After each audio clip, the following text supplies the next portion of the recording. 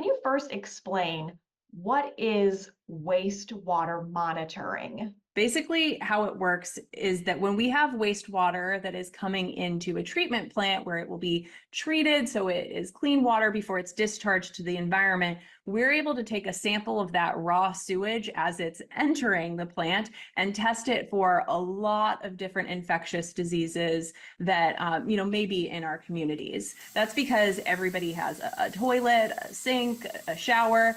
All of those drains are draining down into that municipal water system. And so it creates a composite sample that represents the entire community. What infectious diseases you can detect with this?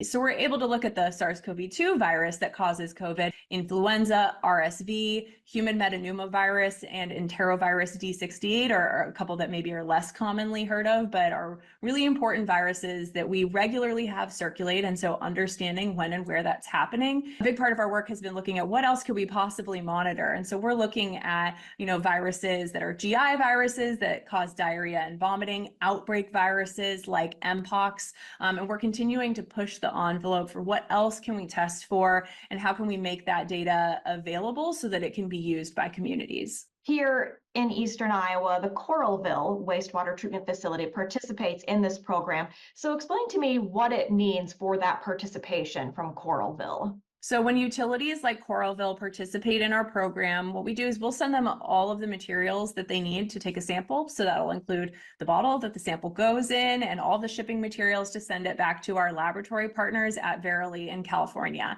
And so, people who work, these operators who work daily at wastewater treatment plants, contributing to public health data like this isn't a normal part of their jobs. This is a new initiative that they and many other people around the country are participating in. But taking these samples of wastewater is something that they knew how to do very well. The samples are sent to the lab 3 times a week. It takes about 48 hours for that sample to be processed after it's received. And then as soon as we have that data, it's uploaded. So we have very rapid, regular updating of the data. Can you explain where people can find the data and how to understand what it means?